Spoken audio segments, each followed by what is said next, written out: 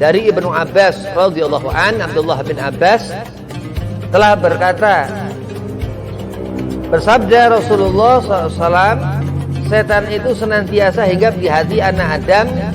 Bila anak Adam itu ingat kepada Allah, setan itu mundur. Jadi nggak ngedeketin. Dan jika ia lalai, ia pun membisikkan hal-hal yang buruk. Jadi kebanyakan galau.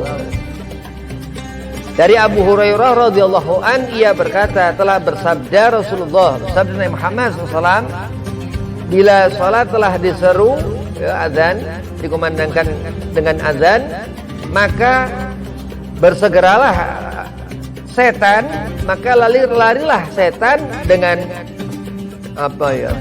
terbirit-birit, sehingga ia tidak dapat mendengar azan.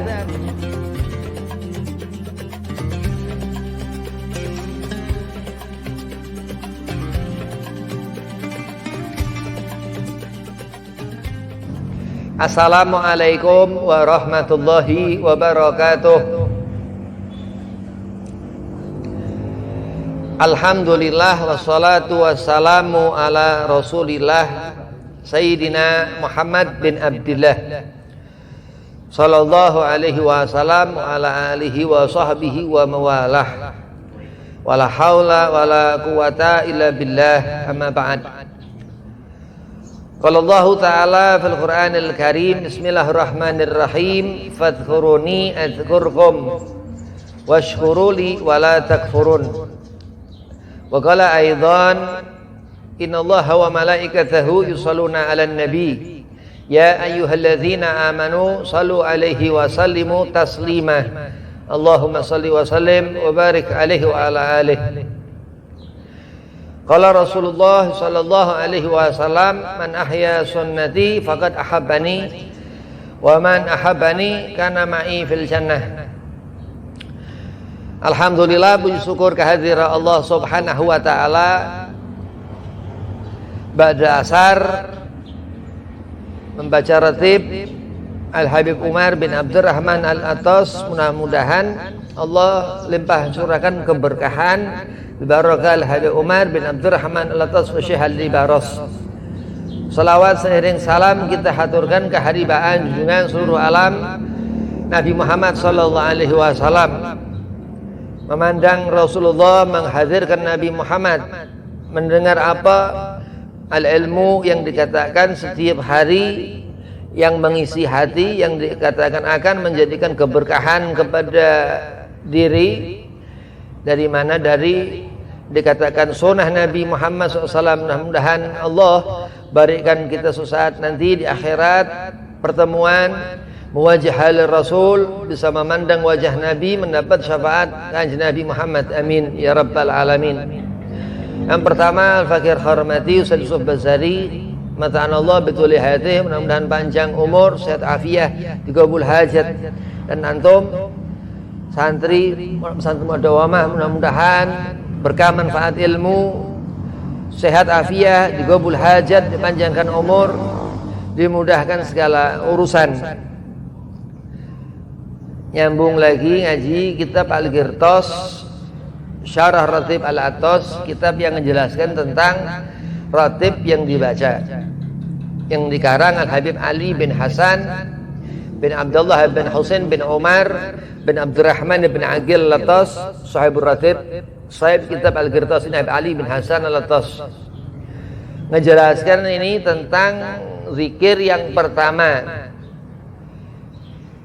dari Al-Habib Umar bin Abdurrahman Al-Atas, memulai dengan isti'adzah, memohon perlindungan yang didahulukan. Karena itu beliau berucap, aku berlindung kepada Allah yang maha mendengar lagi maha mengetahui dari godaan setan yang terkutuk 3 kali. Dikatakan Syekh Al-Libaras dalam syarahnya, syarah ratib atau ratib itu diterangkan Syekh Al-Libaras, murid Habib Umar, beliau telah mensifati Allah dengan kedua isim tersebut. Allah yang maha mendengar Terus yang maha mengetahui, Samiul Alim ya. Allah yang maha mendengar lagi maha mengetahui. Kedua sifat itu meliputi alam gaib.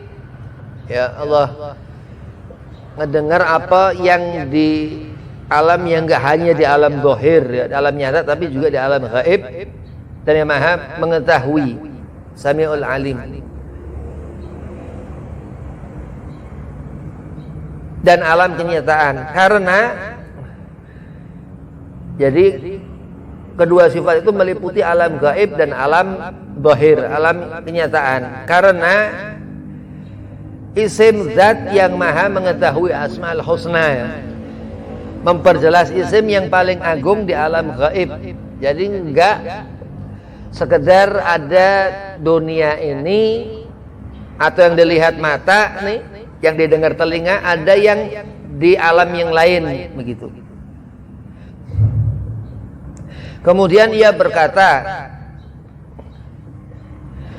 alam gaib ada 5. Ini Syekh Ali Baros radhiyallahu an, yaitu gaib di alam malaikat, terus gaib di alam kekuasaan Allah, terus gaib di alam langit, terus gaib di alam arsy, terus gaib tentang kejadian hari kiamat dan meliputi segala kegaiban.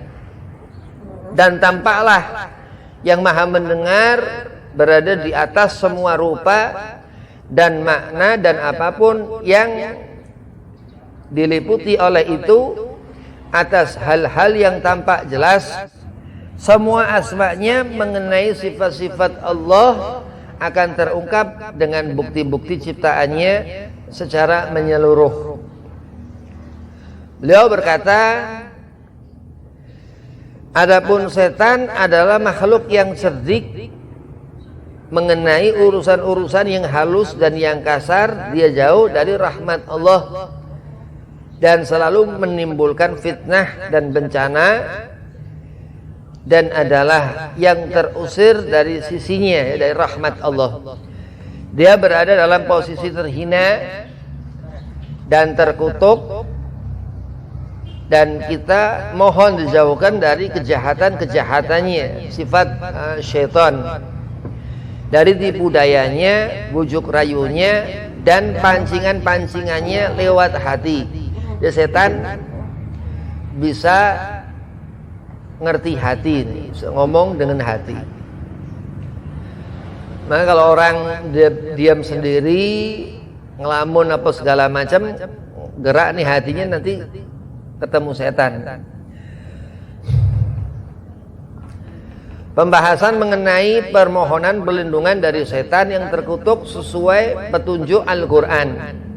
Di sini Al-Habib Ali bin Hasan menerangkan tentang ratib itu dengan dalil Al-Quran wal hadis. Adapun al-ayat sesuai firman Allah yang maha mulia, dan jika kamu ditimpa sesuatu godaan setan, maka berlindunglah kepada Allah Subhanahu wa ta'ala. Sesungguhnya Allah Subhanahu wa ta'ala maha mendengar lagi maha mengetahui. A'udzubillah Hisami'il Alim. Apabila kamu membaca Al-Quran, hendaklah kamu meminta perlindungan kepada Allah dari setan yang terkutuk, ta'awudz. Sesungguhnya setan itu tidak ada kekuasaannya atas orang-orang yang beriman. Jadi Allah lemain, gangguannya itu nggak kuat. Kalau si orang yang diganggu si setan ini dia kuat, dalam arti kuat dalam beribadah kepada Allah, setan nggak bisa ngeganggu, dan bertawakal kepada Tuhannya.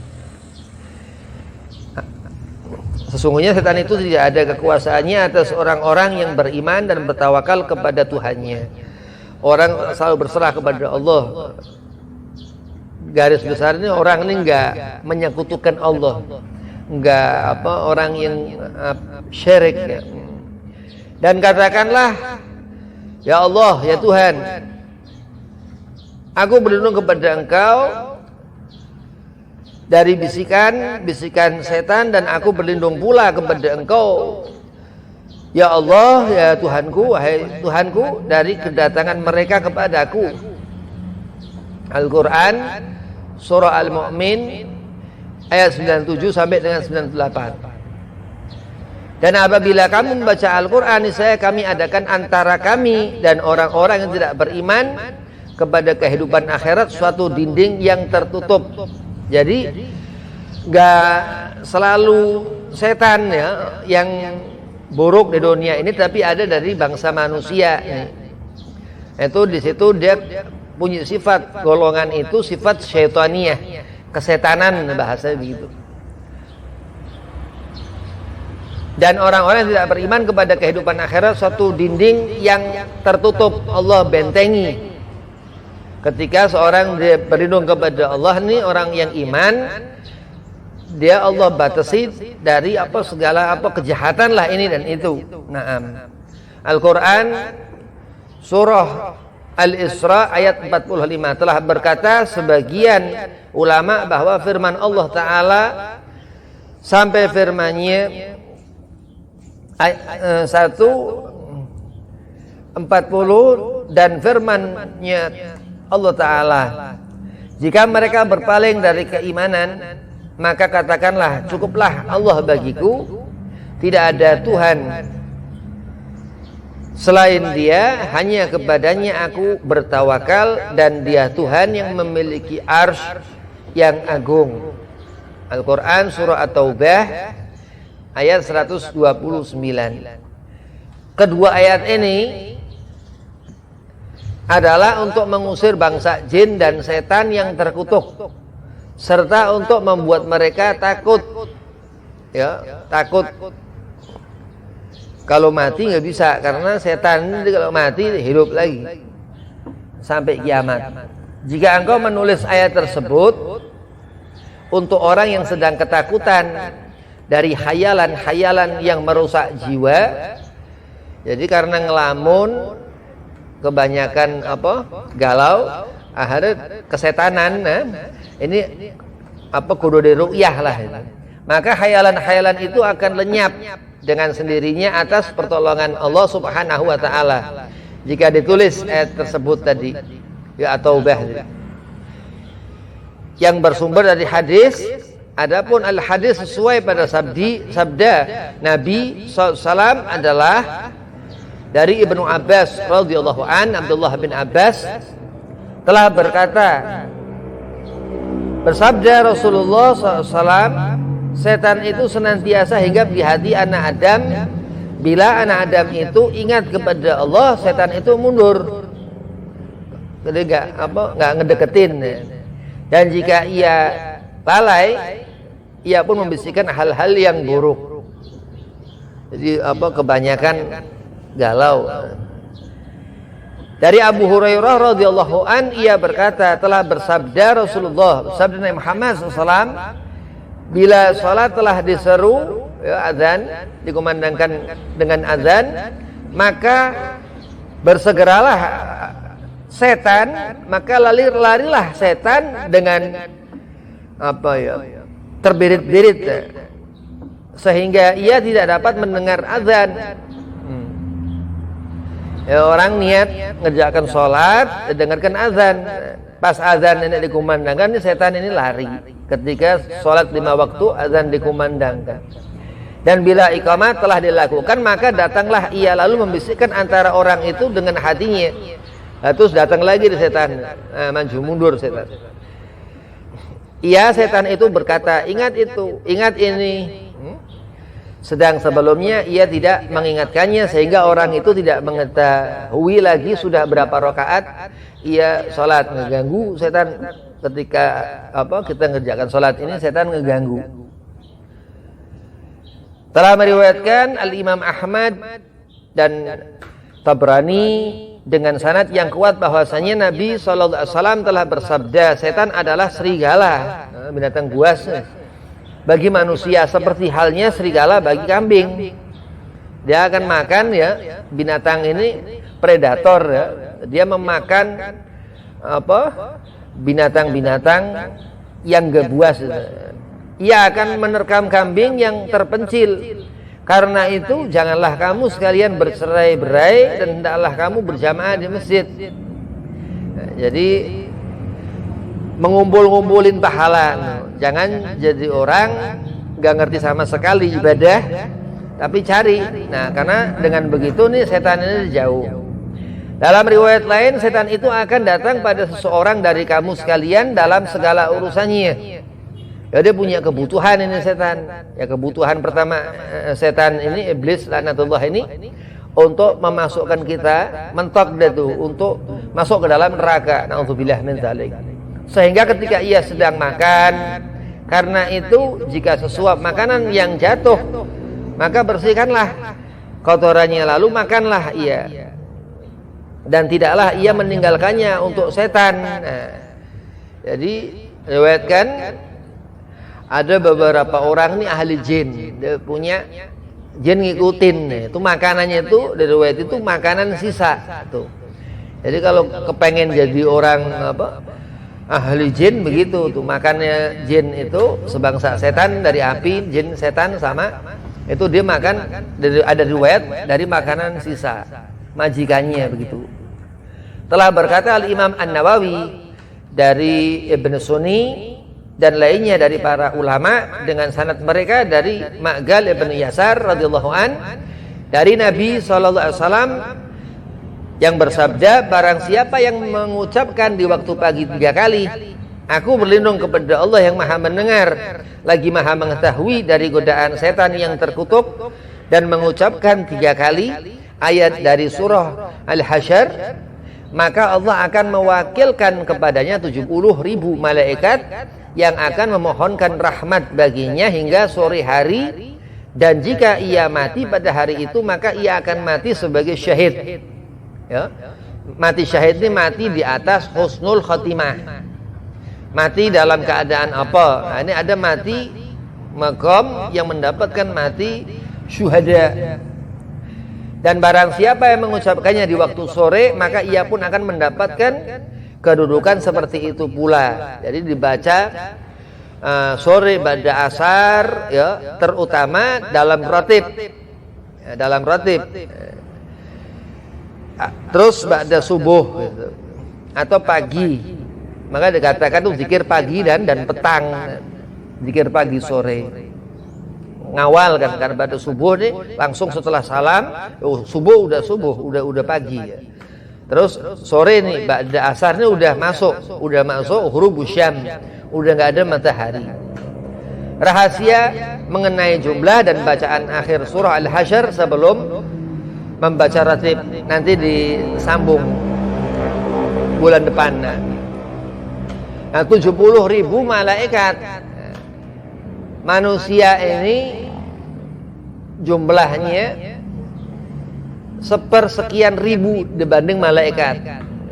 Kalau manusia paling punya anak 10, 20. Kalau malaikat sekali ada bisa puluhan malaikat. Ada satu malaikat sekali bernafas mengeluarkan 70 malaikat sekali bernafas. Nah, ini begitu. Memang kekuasaan Allah, alamul malakut, alam malaikat, dia gaib, kita nggak ngerti. Nah, Syekh Ali Baros menjelaskan bahwa memang suatu keadaan di mana manusia kita ini hidup, ada dalam keadaan itu sesuatu yang gaib, yang nggak kelihatan di alam zahir ini. Wabillahi taufik wal hidayah. Assalamualaikum warahmatullahi wabarakatuh.